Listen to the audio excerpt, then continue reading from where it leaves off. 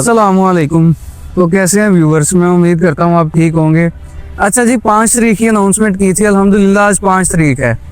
तो आज हमारे साथ है सरमद अंसारी साहब। अस्सलाम वालेकुम सरमद भाई, कैसे हैं आप? क्या कैसा आप? खैर खैरियत? अल्हम्दुलिल्लाह मौज भाई, आप सुनाए? माशाल्लाह ठीक हैं, खैरियत से हैं जी। अल्हम्दुलिल्लाह। ये वही शख्सियत हैं जिनको आप अक्सर सोशल मीडिया के अलग अलग प्लेटफॉर्म्स पे देखते हैं और इनकी मार्केट एनालिसिस की वीडियोस, मार्केट के आइडियाज वो सब बहुत पसंद करते हैं। तो आज हमने इनविटेशन दिया था भाईजान, बहुत बहुत शुक्रिया आप आए। कोई मसला नहीं मोइज भाई, मेरा काम यही है कि देखें, मैंने अक्सर अपनी वीडियोस के अंदर ये चीज़ बोली है कि जो दोस्त मुझे इनवाइट करेगा इंशाल्लाह ताला मैंने उसको टाइम देना है। बहुत बहुत शुक्रिया। मैं जरूर जाऊँगा, तो कोई ऐसी बात नहीं है भाई हैं जी। बहुत बहुत शुक्रिया। हाँ जी।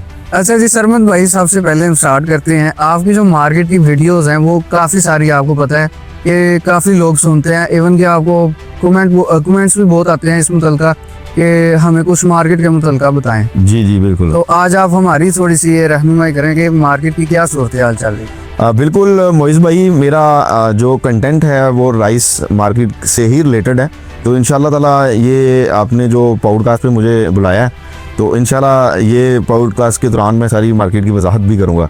तो फिलहाल अगर मैं बात करूँ तो मार्केट जो है वो मुंजी में भी तेज़ी है और चावल में भी तेज़ी है।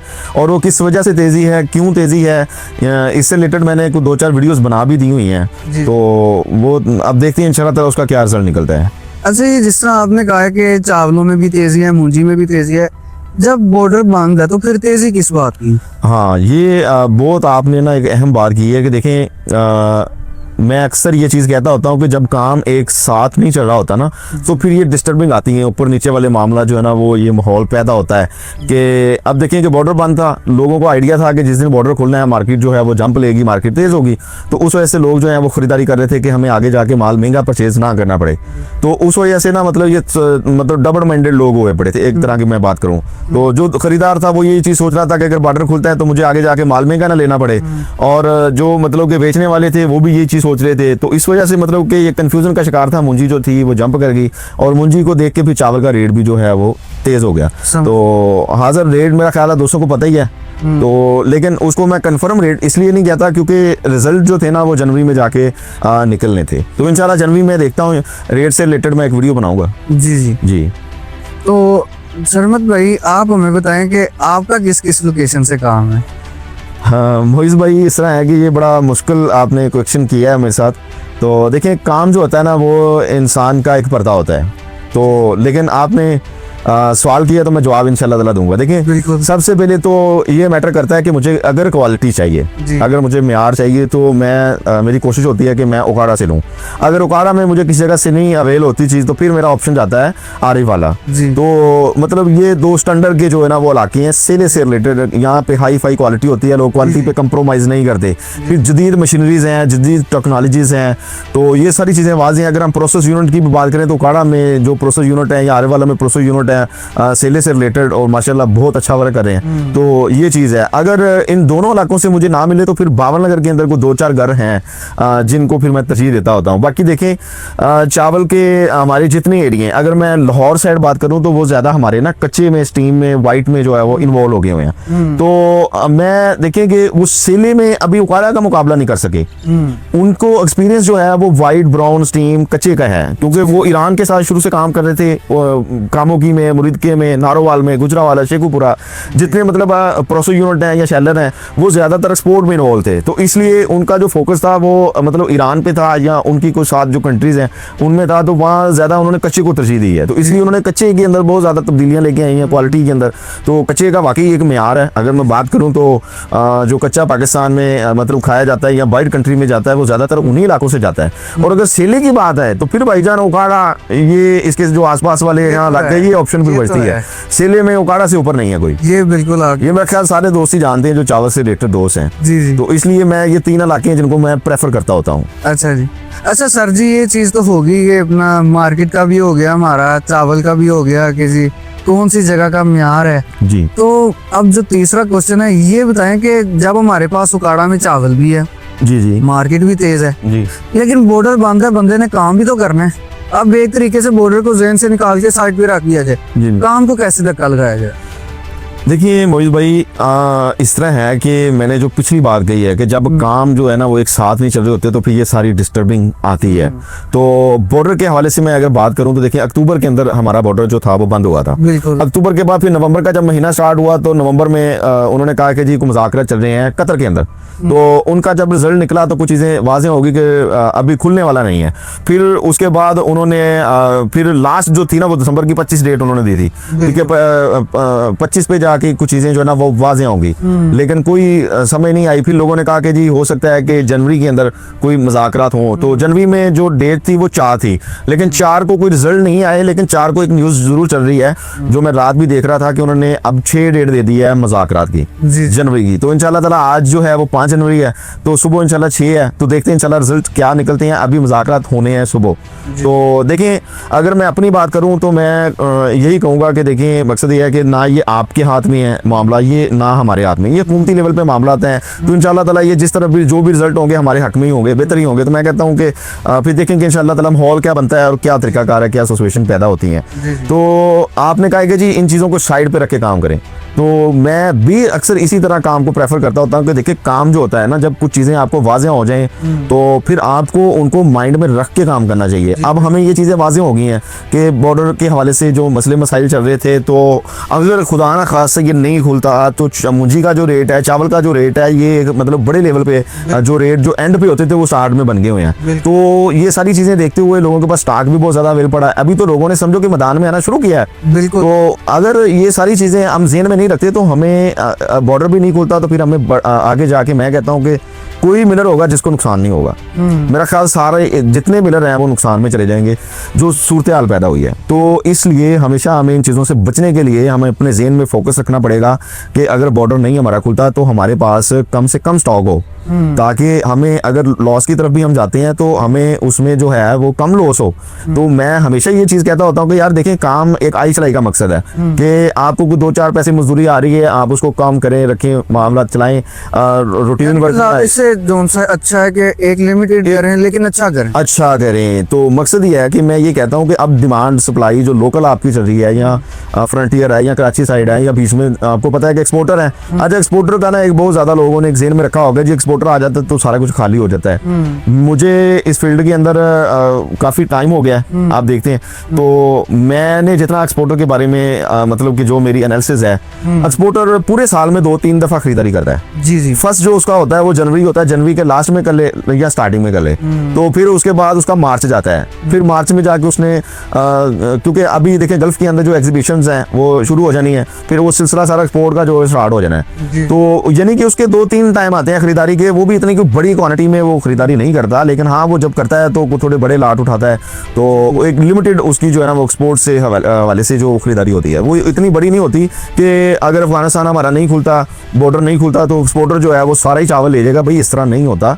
सेला एक बहुत बड़ी मार्केट है। सेले की अगर मैं कहूँ तो पंजाब जो इस वक्त जितने इलाके हैं, मेरा ख्याल है किसी को बताने की जरूरत नहीं है, बहुत बड़े लेवल बड़े पैमाने पे काम हो रहा है। बिल्कुल है। ये एक बहुत बड़ी मार्केट है। ये अगर हम ये चीज़ सोचते हैं कि ये एक्सपोर्टर सारा ले जाएगा, अगर बॉर्डर नहीं भी खुलता तो इस तरह नहीं होगा, लोग लाजमी नुकसान करेंगे। अच्छा जी, सेला सुन के और भी मतलब लोगों के ज़हन में सवाल खड़ा होगा कि सेले में कौन सी क्वालिटी, मतलब कौन सी काइंड। अब उसके अंदर फिर आप बताएं कि सेले का कौन सा चावल अच्छा होगा।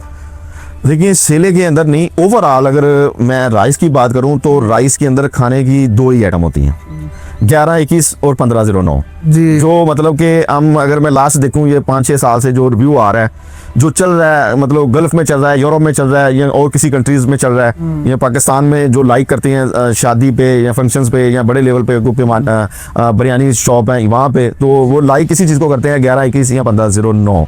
तो इसमें मतलब कि कच्चा हो या सेला हो तो मतलब क्वालिटी ये दोनों ही सेम जो है ना वो ज़्यादा इसको लोग लाइक करते हैं। जी। तो ये अभी देखें कि उसके मुतबादल में कुछ बीज निकले हैं, जैसे 1847 है, 17-18 है, मतलब ये सारी चीज़ें। लेकिन अब वो इनका जो उनका कंप्रोमाइज नहीं है, हाँ। मतलब मुकाबला नहीं है इनका, कंपटीशन आपस में नहीं है। आप कॉम्प्रो नहीं करवा सकते। हाँ 1847 का अगर हम 11-21 के साथ जो है वो कंपटीशन करें तो मेरा ख्याल है कि नहीं 11-21 की वो जगह नहीं ले सकता। हाँ ये है अलबत्ता कि 11-21 जो है वो अब काफ़ी पुराना बीज है, तो वो एक मतलब कि चल रहा है, तो जब एक लॉन्ग टाइम हो जाता है किसी चीज़ को तो बीज की जो है वो शॉर्टेज आना शुरू हो जाती है। उस वजह से 11-21 हमारी बहुत ज़्यादा क्वांटिटी में मतलब मुंजी नहीं होती, उसके गिने चुने से जो कह लें के इलाके हैं वहाँ मुंजी होती है, वहाँ फिर उसके जो राइस तैयार होते हैं फिर उसका आप देखें कि रेट का बहुत ज़्यादा डिफरेंट होता है। हर बंदा 11-21 कर रहा होता है, लेकिन मकसद ये है कि अब 11-21 की जगह पिछले अगर मैं बात करूँ 2-3 साल से 1509 हमारी पंजाब की ज़मीन एक्सेप्ट कर लिया है। अब 1509 और 11-21 के अंदर कोई इतना मतलब बहुत ज़्यादा डिफरेंस नहीं है। में ये चीज देखी गई है कि 1509 जोन सा है कोई 11-21 को माप दे गया। हाँ बिल्कुल, इसमें कोई शक नहीं, लोग लाइक ही 1509 करते हैं। अगर मतलब पूरा देखें ये गल्फ सऊदीया मतलब जितना भी अफगानिस्तान इसके साथ जितनी इस कंट्रीज हैं वो सारा 1509 लाइक कर रहे हैं। वो 11-21 का उनको पता भी नहीं है अब कि 11-21 चीज के, हालांकि वो कहते हैं कि यूरोपियन साइड पे और बाकी मतलब यानी कि इलाकों में। हाँ उसमें देखें कि वो इस वजह से हमारे वहाँ पे ज्यादा लोग उनको तरजीह देते थे। अब देखिए कि राइस की ग्रीन मार्केट में ना यूरोप कंट्रीज में हमारा एक पाकिस्तानी जो चावल है इसका नाम है, वो किस वजह से है कि क्योंकि इसकी लेंथ बहुत बड़ी है, इसकी लेंथ बहुत बड़ी है। तो उस वजह से मतलब कि जो बाहर की कंट्रीज थी ना उन्होंने इन्हें वो कह रहे हैं कि एक सर्टिफिकेट दिया हुआ था कि पाकिस्तान के जो 11-21 राइस हैं वो दुनिया के सबसे अच्छे और लंबे राइस हैं, तो जायके में बहुत अच्छे हैं। तो इस वजह से ज्यादा लोगों के मुंह पे है 11-21। बाकी अगर मैं एक्सपोर्ट के हवाले से बात करूँ तो 1509 भी एक्सपोर्ट हो रहा है, यूरोप में भी जा रहा है, यूएसए में भी जा रहा है, ज्यादातर 11-21 की परचेजिंग थी उधर। ये चीज है। अच्छा सरमत भाई, आईटी फूड से आप बिलोंग करते हैं? जी जी बिल्कुल। आप मुझे थोड़ा सा बताएं कि आईटी फूड की फुल फॉर्म क्या है, क्योंकि ज्यादातर जोन सा लोग आईटी फूड जानते हैं, आईटी फूड की फुल फॉर्म जोन सा है ज्यादातर लोगों को नहीं पता। मोहित भाई आईटी फूड जो है ये बेसिक एक भावल नगर की फर्म है जिसके ओनर है हाफिज मोहम्मद उमर फरूक साहब जी जी, जो कि बिलोंग भी भावल नगर से ही करते हैं। तो ये मेरे बहुत अच्छे दोस्त हैं। तो ये आईटी फूड जो है ये ओकाड़ा के अंदर ये कह लें कि मेरे साथ उन्होंने पार्टनरशिप करके यानी कि बनाया था। इसके अंदर हम 3 पार्टनर हैं, जी जी, पार्टनरशिप है हमारी 3 बंदों की। एक तो हाफिज मोहम्मद उमर फरूक साहब हो गए, और दूसरा मेरे साथ जो होते हैं आप अक्सर वीडियोस के अंदर भी देखते हैं पीर अब्दुल वाहिद चिश्ती साहब, और थर्ड मेरी मतलब ये ओकाड़ा के अंदर हम 3 पार्टनर हैं। तो नाम इसीलिए आईटी फूड उन्हीं के नाम से ये ऑफिस का नाम रखा गया। वो आईटी फूड भावल नगर है, ये आईटी फूड ओकाड़ा है। हाँ जी। तो आईटी फूड की जो फुल फॉर्म है वो आप कह लेंगे ये किससे रखा गया है ना, तो देखिए ये इंटरनेशनल फूड है, ये उससे वाबस्ता मतलब कि इसको जोड़ के आईटी फूड कर दिया था। क्योंकि आपको पता है कि हमारे काम के अंदर जो है वो 1-2 फर्म की फिर जरूरत पड़ सकती है, तो इसलिए फिर नाम का थोड़ा सा फिर आगा पीछा कर लेते हैं। तो इसलिए माशाल्लाह अब आईटी फूड के नाम से बहुत सारे दोस्त जानते हैं। अच्छा सरमत भाई, जो उनसे मेन डाउट्स है वो तो क्लियर हो गए। जी जी, अब थोड़ा सा आपके बारे में बात कर लेते हैं। आप बताएं आपने कब स्टार्ट किया था? मोहित भाई देखें मैंने 2008 के अंदर इस राइस की मार्केट में आया, मैंने बेसिक से स्टार्ट किया है। बेसिक समझते मतलब मैंने शुरू से स्टार्ट किया हुआ। समझ। तो मतलब कि जब मैं 2008 में इस फील्ड के अंदर आया, मैंने सिलाई से ये जो तोड़ों की सिलाई होती है जी जी, वहाँ से मैंने तोड़ों की सिलाई करता रहा हूँ गाड़ियाँ। फिर 2-3 साल के बाद मैं एक शॉप के ऊपर ब्रोकर गया, फिर दूसरी तीसरी दुकान के ऊपर गया। तो फिर वहाँ से मतलब ये सिलसिला चलता गया और अल्हम्दुलिल्लाह अल्लाह ताला ने इज्जत दी है। फिर हाफ साहब मेरे बहुत अच्छे दोस्त थे, तो उनकी मेहरबानी है कि उन्होंने फिर मेरे साथ जो है वो मामलत करके तो अल्हम्दुलिल्लाह से अल्लाह ने इज्जत दी है और बहुत अच्छा काम कर रहे हैं और लोग जानते हैं पहचानते हैं हमारा काम। आपको पता है कि मैं अल्हम्दुलिल्लाह से जिद्दत से भी मेरी लोडंग हो तो एक हमारा नाम है जी, तो लोग बहुत ज़्यादा इज्जत करते हैं जी। ये उनकी मेहरबानी है जी। बहुत बहुत शुक्रिया सरमत भैया, आपने टाइम दिया जी। कोई मसला एक नहीं, पॉडकास्ट करना था, माशाल्लाह बहुत अच्छा रहा। बस मोहित भाई ये आपका देखिए प्यार मोहब्बत है। मैंने आगे भी ये चीज़ कही है कि जो बंदा मुझे इनवाइट करेगा इंशाल्लाह मैंने जाना है उसके पास, तो इंशाल्लाह आपने मुझे याद किया तो हम हाजिर हो गए सर। बहुत बहुत शुक्रिया सर जी। ठीक है, बाकी अगर मैं राइस से रिलेटेड जो कुछ न्यूज़ हैं वो इंशाल्लाह ताला देखते हैं कि 6 जनवरी को क्या रिजल्ट निकलते हैं, तो अभी कल को, तो फिर इंशाल्लाह ताला उससे रिलेटेड जो भी है मैं अपने दोस्तों तक मार्केट के हवाले से वीडियोज़ लेके आऊँगा, रेट के हवाले से वीडियोज़ लेके आऊँगा। जी जी, तो अल्लाह खैर करे इंशाल्लाह जी। बहुत बहुत जी बहुत शुक्रिया जी।